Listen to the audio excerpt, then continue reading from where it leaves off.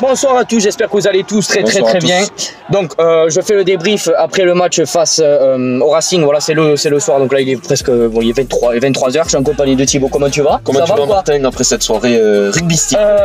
Ouais, cette soirée rugbystique, bon, comment dire, on a vu un match pas époustouflant du tout. On a vu un match qui se suivait des deux premiers matchs, clairement. Une équipe qui essaie encore de se trouver, une équipe certes il y a eu de l'amélioration au niveau du grattage, au niveau de au niveau de la gestion de l'équipe aussi. Mais on a trouvé encore un Stade Toulousain fébrile en défense où à chaque fois on laissait quelques mètres aux adversaires, où ils avaient le temps de mettre leur jeu en place, où ils avaient le temps de nous faire reculer. Oui, on a vu quand même des joueurs quand même qui étaient impliqués pour leur premier match à la saison, qui ont voulu nous ramener cette victoire, c'est fait, mais dans la difficulté. Oui, c'est clair, dans la difficulté, donc je vais reprendre un petit peu le fil. Donc on s'est imposé vers 17, 3 essais à 2 avec l'essai oh là là, on a l'essai de Mikel, je crois. On a un essai de pénalité en premier. L'essai de pénalité, l'essai de Tozen. Et l'essai de Bonneval. Et l'essai de Bonneval, voilà, les ailes ont beaucoup bougé. Les ailes ont beaucoup bougé, voilà, j'ai bien aimé. Deux essais Racing-Men, autant pour moi, avec l'essai de Roy-Limov, voilà, sur interception, comme l'essai de Tozen d'ailleurs, et le deuxième essai. Le deuxième essai, c'est Teddy Thomas sur une. Moi je suis un petit peu fatigué. Teddy Thomas sur une passe, passe comme vous connaissez, une passe à ras, où voilà, la défense elle y est pas, bon bref. Donc comme je le disais, vers 17, voilà, l'essentiel est là. La victoire à domicile, on l'attendait parce qu'on se retrouvait un petit peu dernier du classement après le match de Brive. Voilà, Brive qui s'est imposé naturellement, voilà, 28-21. Voilà, d'ailleurs, chapeau à vous, chapeau pour cet exploit. Voilà, vous prouvez que vous êtes une équipe qui a le niveau en top 14, qui a le niveau pour battre des équipes comme Clermont, vice-champion de France. Donc voilà, bravo à vous. Ce qui montre que le top 14 est quand même resserré de plus en plus parce que les promus arrivent à battre les promus. C'est bien pour eux. Effectivement, ouais, bien. Donc ensuite, si tu veux parler par les premières mi-temps, on a eu un début de match, on s'est bien lancé dans le match cette fois-ci, contrairement aux deux premiers à l'extérieur où on prenait des essais dès les 10 premières minutes. Là, l'essai de pénalité nous a permis de nous mettre sur les bons rails, de monter en intensité dans le match. Voilà, ça nous a fait plaisir. Et pour les supporters aussi, ça nous a fait plaisir parce qu'on a vu des joueurs impliqués de suite qui ont voulu mettre leur jeu en place, pour pas laisser quelques mètres aux Racing Men. Et aussi, si on peut parler de cette équipe de Racing Men, ils ont franchement non plus, ils ont montré pas grand chose. C'est le début de saison aussi de leur côté et on l'a vu aussi, c'était pas forcément flamboyant du côté du Racing. On s'attendait à une copie plus propre de la part des deux équipes, pas un rugby champagne quand même, parce que c'est pas le rugby de l'an dernier. Si je peux te couper, on voit quand même, si tu es d'accord avec moi, des équipes, notamment l'année dernière, qui ont été en haut du classement, très en difficulté cette année. Je sais que, voilà, vous allez me dire, je vous le redis, c'est la Coupe du Monde. Il y a beaucoup de joueurs, des cadres, notamment pour nous, mais pour les autres équipes où c'est très compliqué de reformer une équipe, de reformer un groupe, une confiance dans le groupe.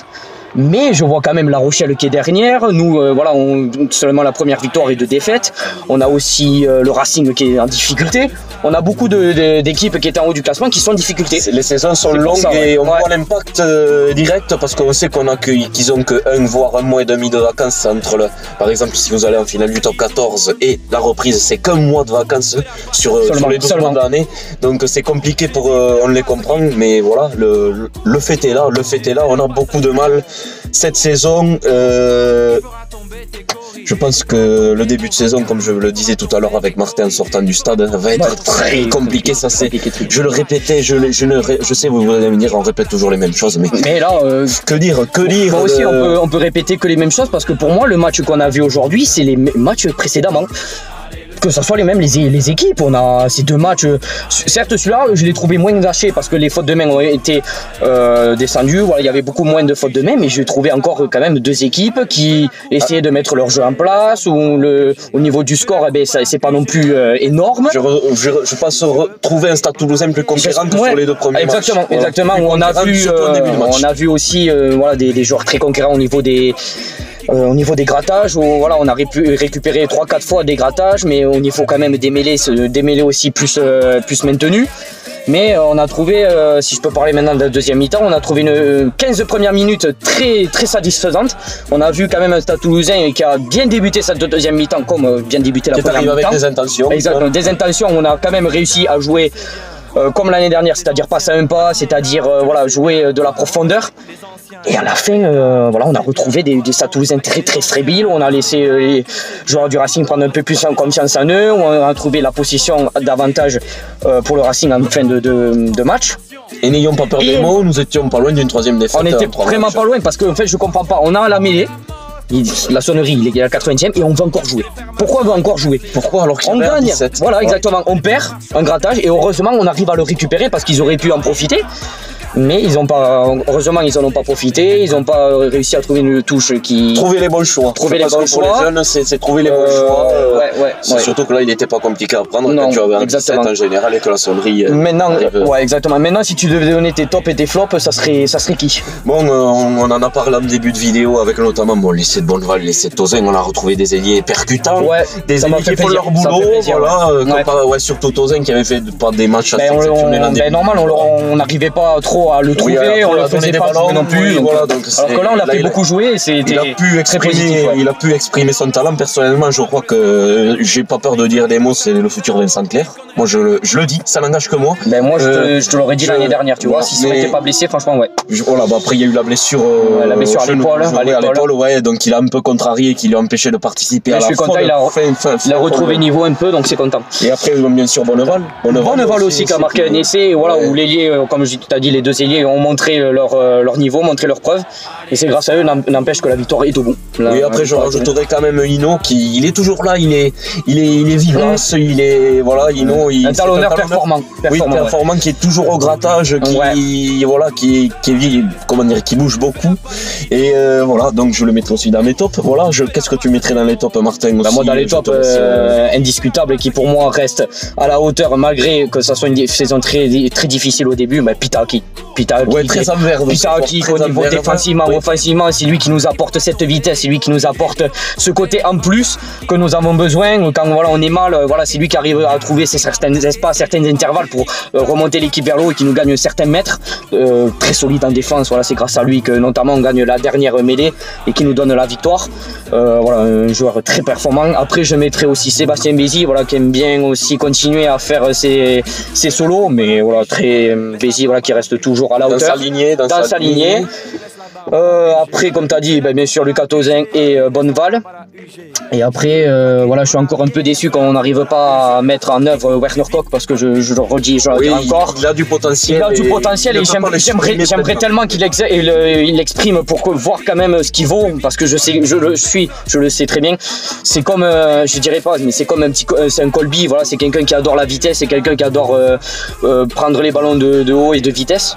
Et je pense que si tu le fais jouer comme ça, dans ces domaines-là, je suis sûr qu'il peut nous changer un match. Si au 15 assez rapidement, je pense que ça peut faire des étincelles et je lui fais confiance. Parce que vraiment, joueur à 7, voilà, c'est sûr, c'est très difficile. Et dans tes flops, tu mettrais qui? Bien sûr, moi je veux pas jeter la pierre voilà, aussi facilement, voilà, mais il y a beaucoup il y a des flops aussi, on peut se cacher, mais pas parfait. Rodrigue Netti, pour commencer, parce qu'on a vu ça symbolise le banc très fébrile, excusez-moi, qu'on a dans ce début de saison. Surtout les avants.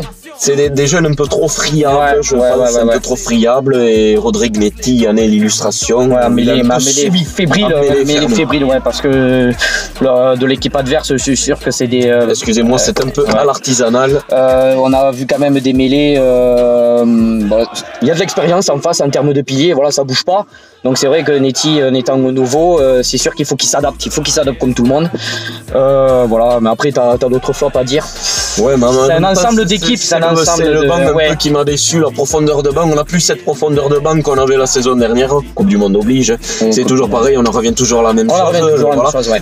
Est-ce que tu me permets de faire une petite parenthèse, Martin, parce que ça me démange depuis le début de la saison.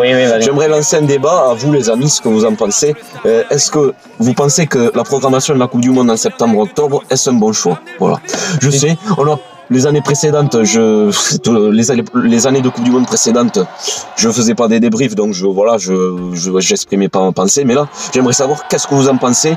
Est-ce que mettre le top 14 et la Coupe du Monde en même temps, est-ce que ça fausse pas un petit peu le championnat? Vous allez peut-être dire que je suis de mauvaise foi, mais quand on regarde le classement, les questions, même quand mais on voit le jeu. On voit aussi les autres équipes, c'est juste pas que pour nous, c'est aussi les autres équipes. Oui, voilà. Est-ce que ça fausse pas le championnat?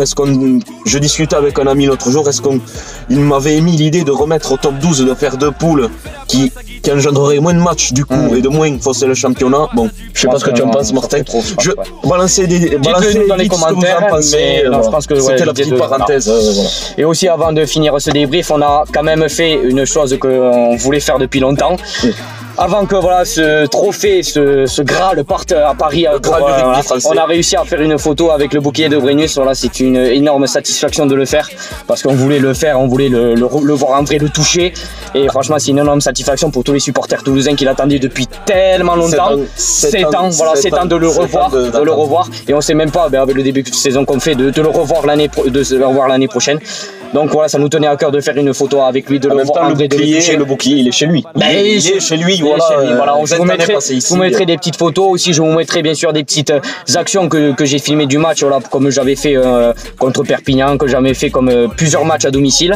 Et voilà, si tu veux dire une phrase dans la fin. Oui, pour conclure, voilà, on peut se projeter sur la suite. Maintenant, on vient de gagner notre premier match, ce qui peut nous servir à relever la tête déjà en championnat, à retrouver un certain allant, à repartir au combat dès le week-end prochain, samedi après-midi. Notamment, c'est contre La Rochelle. À La Rochelle, voilà. La Rochelle qui sont en difficulté aussi. Voilà, donc pourquoi pas prendre des points pourquoi pas prendre des points chez nos amis rochelais qu'on salue.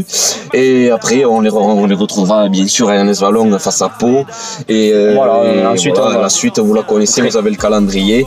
Donc, se remobiliser, bien sûr, rester mobilisé. Gardez cette confiance qu'on est en train de difficile. On sait que c'est difficile, mais voilà, c'est comme ça. On ne peut pas changer le monde, on ne peut pas changer la face du monde. Il faut s'adapter à ça. Il faut s'adapter à cette période de Coupe du Monde. La saison est longue et compliquée. Exactement. Bon, merci Thibaut pour ce débrief. Et donc voilà, je vous dis à la prochaine contre La Rochelle, en espérant une deuxième victoire, en espérant voir un Stade Toulousain que ce match a servi pour gagner confiance en eux, gagner confiance dans ce groupe. Et oui, t'as quelque chose à dire. Martin, si je peux finir, j'aimerais demander à vous, amis supporters, si vous pensez que ça serait bien qu'on fasse un débrief dans les tribunes. Voilà, je le lance là comme ça, après un match à domicile. Dites-nous-le parce que c'est un petit peu compliqué avec tout le monde qui s'en va. Voilà, on essaie de faire au mieux. Et dites-nous si ça vous plaît. Dites-nous dans les commentaires, si c'est tentable, si vous pensez que c'est tentable, si ça vous plaît. Et voilà, n'hésitez pas bien sûr à vous abonner, à liker et à partager. Et donc, je vous dis. Ça mange pas de peine. Voilà, exactement. Et je vous dis à la prochaine pour La Rochelle. Allez, ciao.